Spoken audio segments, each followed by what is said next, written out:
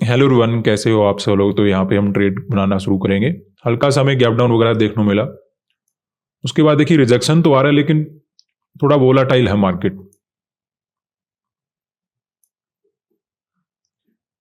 अपना यहाँ पे सेलिंग करने का प्लान ओवरऑल चार्ट वगैरह को देखते हुए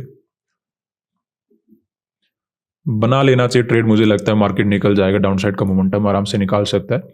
60,000 का पुट ऐड करेंगे, 1170 क्वांटिटी ऐड कर लेते हैं।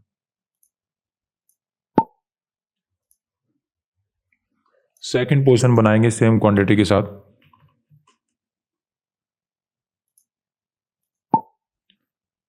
सेंसेक्स में ऐड करेंगे 840 क्वांटिटी, और निफ्टी में अपना ऐड कर लेते हैं 1300 क्वांटिटी। तो बात करते हैं कि यहाँ पे हमने सेलिंग मार्केट के अंदर क्यों किया। अब देखिए सेलिंग तो हमने कल भी किया था, लेकिन वहां पे हो गया था अपना लॉस। तो देखिए ऐसा नहीं होता कि कल हमने सेलिंग किया तो आज सेलिंग करना जरूरी है, या फिर कल हमने बाइंग किया तो आज बाइंग करना जरूरी है। कल मार्केट नहीं गिरा तो आज मार्केट गिरेगा, वैसा समथिंग नहीं है। एवरीडे नया चार्ट बनता है, एक नई साइकोलॉजी बनती है, उसके अकॉर्डिंग हमें समझना होता है कि मार्केट एक्चुअली में क्या कर सकता है। उसमें हम सही भी हो सकते हैं, गलत भी हो सकते हैं। सही होंगे तो एक बड़ा प्रॉफिट बना के हम जाएंगे, गलत होते हैं तो फिर आपको पता है लिमिट के अकॉर्डिंग हमें निकलना पड़ता है। और ऐसा भी नहीं कि कल हम गलत हो गए तो आज सही होना जरूरी है। आज भी हो सकता है मार्केट हमें गलत साबित कर दे, आज भी मार्केट कंटिन्यू ऊपर चला जाए। तो कल को देखकर मैंने आज कुछ नहीं किया, आज जो हमने देखा उसके अकॉर्डिंग हम यहाँ पे काम कर रहे हैं। तो हमें यहाँ पे क्या देखने को मिला कि मार्केट ने क्या किया, शुरुआत में पॉजिटिव मोमेंटम दिया, उसके बाद धीरे धीरे रिजेक्शन वगैरह देकर मार्केट नीचे आ गया। अब देखिए जब रिजेक्शन वगैरह आते हैं तो सेलर वगैरह आ जाते हैं, लेकिन साथ के साथ में वहां पे रिट्रेसमेंट भी हो रहा था। और क्लोजिंग की टाइम मार्केट ने क्या किया, एग्जैक्टली 60,000 का सपोर्ट लेकर एक रिट्रेसमेंट वगैरह दे दिया। तो ऐसे में यहाँ पे ज्यादा लोग अपनी सेलिंग में पोजीशन होल्ड करके नहीं गए होंगे, क्योंकि अगर ये सपोर्ट ना लेकर ब्रेकडाउन कर देता उस केस में तो हो सकता था यहाँ पे सेलर बैठे रह जाते, रिस्क वगैरह लेकर जाते। हालांकि ये चार्ट ज्यादा अच्छा नहीं था सेलर के लिए भी, बायर के लिए भी, लेकिन फिर भी हम मान सकते थे अगर ब्रेकडाउन वगैरह देकर मार्केट क्लोज करता तो मे बी यहाँ पे सेलर वगैरह बैठे रह जाते। लेकिन वैसा समथिंग मार्केट ने किया नहीं, पहले ही रिट्रेसमेंट वगैरह देकर मार्केट निकाल चुका था। इवन एग्जैक्टली 60,000 का सपोर्ट लेकर मार्केट ने क्या किया था, क्लोजिंग किया था। तो देखने में ऐसा लग रहा था यहाँ पे ज्यादा लोग अपनी सेलिंग में पोजीशन होल्ड करके नहीं गए होंगे। ऐसा भी नहीं बोल सकते, बहुत सारे बायर आ गए होंगे, लेकिन कहीं ना कहीं बायर ही ज्यादा बैठे होंगे एज कम्पेयर टू सेलर। तो इन सेलर को टारगेट बनाने की आवश्यकता नहीं है, कुछ ना कुछ यहाँ पे बायर बैठे होंगे। धीरे धीरे मार्केट नेगेटिव मोमेंटम करने की कोशिश करा है। ओपनिंग भी हमें समथिंग वैसा ही नजर आया है, उसके अकॉर्डिंग हमने पुट साइड का ट्रेड बना लिया। अब देखिए ओपनिंग चेंज हो जाता, जैसे मान लेते हैं यहाँ पे ओपन होता, अचानक से पॉजिटिव मोमेंटम आना शुरू कर देता, क्लोजिंग प्राइस का रेजिस्टेंस लेना शुरू कर देता, तो वो एक अच्छा साइन नहीं होता सेलिंग करने के लिए, हम वहां पे दूर हो जाते। दूसरे लोग देखिए रेजिस्टेंस को देखकर सेल करते हैं, लेकिन जहां पे मुझे रेजिस्टेंस लेता हुआ मार्केट नजर आ जाए तो वहां पे मैं जल्दबाजी नहीं करता, वहां पे थोड़ा सा रुक कर काम करना पड़ता है। ऐसे ही अगर कोई बड़ा गैप वगैरह ओपन होता है वहां पे मे भी हम इग्नोर करते हैं कि मार्केट पॉजिटिव जा रहा है, जल्दी से मार्केट नहीं गिर पाएगा, वो बातें अलग रहती। हमें ओपनिंग भी सही मिला है, रिट्रेसमेंट के साथ क्लोजिंग किया है, तो यहाँ पे ज्यादा लोग अपनी सेलिंग में पोजीशन होल्ड करके नहीं गए होंगे। और अगर यहाँ पे कोई सेलर नहीं बैठा है तो मार्केट क्या कर सकता है, कंटिन्यूएशन में जा सकता है। क्योंकि बात वहीं पे हो जाती है कि अगर कोई बैठा है कोई ट्रेड बना के, फिर तो मार्केट उसको टारगेट बनाएगा। अगर मार्केट पहले उनको निकाल चुका तो उसी मोमेंटम को कंटिन्यू फॉलो किया जा सकता है। अब देखिए यही काम हमने कल भी किया था, लेकिन कल अपना नुकसान हो गया था। लेकिन रूल होते हैं, हमें उनको फॉलो करना ही होता है मार्केट के अंदर। ऐसा ही यहाँ पे में नजर आ रहा है सेंसेक्स में, ऊपर के सेलर यहाँ पे ऑलरेडी ठीक ठाक प्रॉफिट में आ गए होंगे, इनको हम अपना टारगेट बनाएंगे नहीं। यहाँ पे थोड़े बहुत सेलर आए तो होंगे, लेकिन रिट्रेसमेंट देकर मार्केट ने उनको निकाल दिया होगा। इवन यहाँ पर भी 85,000 के ऊपर ही मार्केट ने क्लोज किया था। तो ऐसे में इन सेलर को भी टारगेट बनाने की आवश्यकता नहीं है, धीरे धीरे मार्केट नेगेटिव जाने की कोशिश कराए तो आज भी हमें ओवरऑल सेलिंग वगैरह देखने को मिल सकता है। थोड़ी बहुत हो सकता है ट्रैप वगैरह बनाए, थोड़ी बहुत हो सकता है बायर वगैरह को ऐड करे, नेट में हमें सेलिंग वगैरह देखने को मिल सकता है। या फिर इतना जरूर कर सकता है कि डायरेक्टली सेलिंग ना कर पाए। जरूरी नहीं कि बायर को ऐड करने के लिए मार्केट अपसाइड का मोमेंटम करता है, पॉजिटिव मोमेंटम इसलिए भी आ सकता है ताकि दूसरे लोग सेल वगैरह ना कर पाए। अब देखिए मार्केट में यहाँ पे ओपनिंग हुआ, डायरेक्टली गिरना शुरू कर देता, तो कोई भी सेल कर सकता था। तो हो सकता है छोटे मोटे पॉजिटिव कैंडल बनाकर थोड़ा बहुत साइकोलॉजी वगैरह चेंज करने के बाद ओवरऑल हमें गिरावट वगैरह देखने को मिल जाए।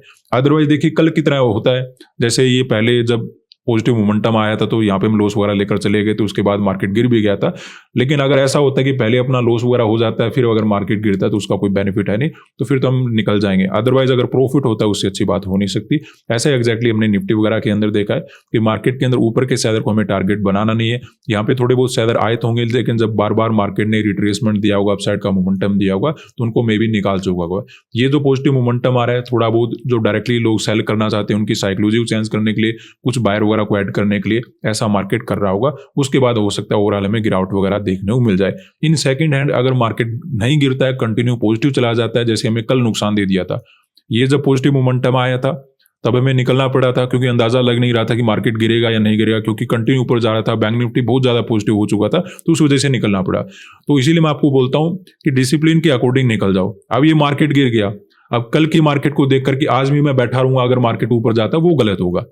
ट्रेडर गलती यहीं पे करते हैं कि कल मार्केट गिर गया था, मैं नहीं निकलता तो इतना इतना पैसा बना लेता।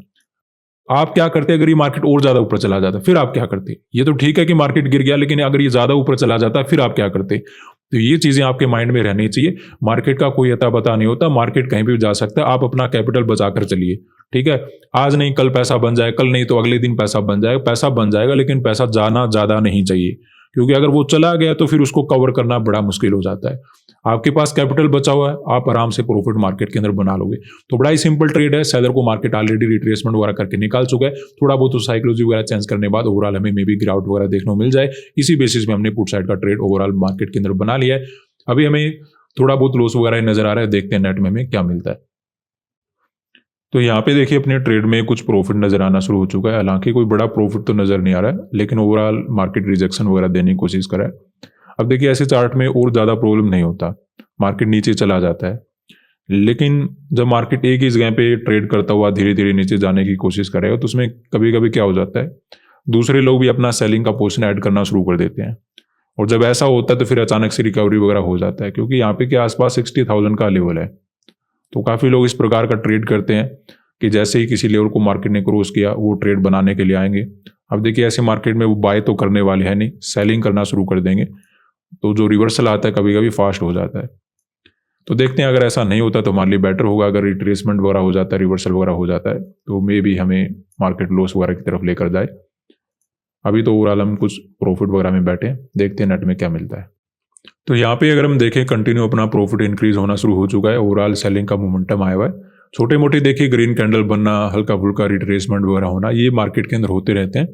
क्योंकि देखिए डायरेक्टली अगर मार्केट कहीं से भी गिरना शुरू कर देता है, डायरेक्टली कहीं से बढ़ना शुरू कर देता है, तो वहाँ पे रैंडम ट्रेडर भी आना शुरू हो जाते हैं।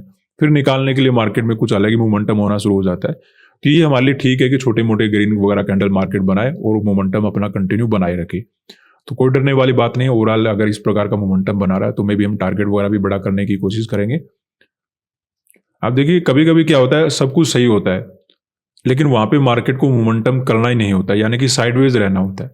तो वो छोटी सी प्रॉब्लम होती है। अदरवाइज अगर मोमेंटम अगर हम डायरेक्शनल देखें तो ओवरऑल यहाँ पे सेलिंग का मिल जाएगा। तो वेट करेंगे, अच्छा मोमेंटम हो रहा है, प्रॉफिट वगैरह भी अपना इंक्रीज होना शुरू हो चुका है। तो यहाँ पे अपनी ट्रेड में देखिए अचानक से लॉस चलना शुरू हो चुका है। जिस बात का डर था वही मार्केट के अंदर हो गया, क्योंकि जितना स्लो में मोमेंटम जाएगा उतना ही ज़्यादा चांसेस हो जाते हैं कहीं रिवर्सल वगैरह मार्केट के अंदर हो ना जाए। और वैसा ही समथिंग हमें नजर आ रहा है, ऐसा ही सेंसेक्स और निफ्टी के अंदर एक रिवर्सल वगैरह मार्केट के अंदर आ चुका है। हालांकि अभी तक हमें बड़ा लॉस तो नजर नहीं आ रहा, लेकिन अगर ऐसा ही मार्केट के अंदर बना रहा तो जल्दी अपना लिमिट क्रॉस हो जाएगा, वहां पे मे भी ट्रेड वगैरह कट करके जाना पड़े। तो देखते हैं नेट में क्या मिलता है, अभी तो वेट करने वाले हैं। तो यहाँ पे देखिए अपना ट्रेड लॉस की तरफ जाना शुरू हो चुका है।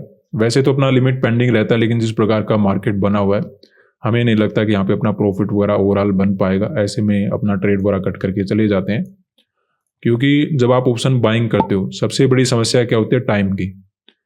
जब मार्केट के अंदर ये मोमेंटम आया था तो हमें उतना प्रॉफिट नजर नहीं आया, लेकिन जब मार्केट ने उतना ही रिकवरी किया जितना सेलिंग हुआ है, तो मार्केट के अंदर हमें ठीक ठाक लॉस नजर आना शुरू हो चुका है।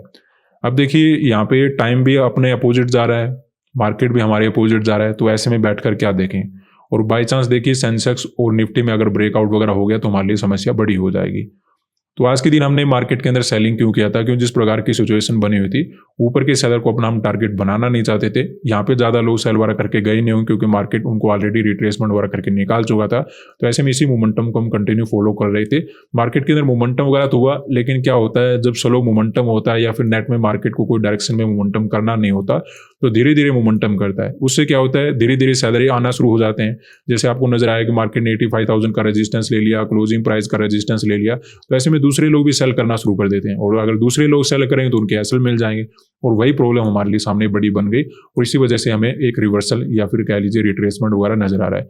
अब यहाँ पे बैठे रहने में तब फायदा या तो हमारे पास टाइम अच्छा हो, या फिर मार्केट के अंदर लगे मार्केट नीचे जा सकता है। लेकिन अब तो ब्रेकआउट वगैरह की तरफ निकलना शुरू हो चुका है, और अगर ऐसा पॉजिटिव मोमेंटम आए तो छोटे मोटे कैंडल और भी बना सकता है। तो लॉस को बड़ा करने से अच्छा है कि हम यही लॉस वगैरह लेकर चले जाएं, नेक्स्ट डे देखें कुछ अगर अच्छा बनता है।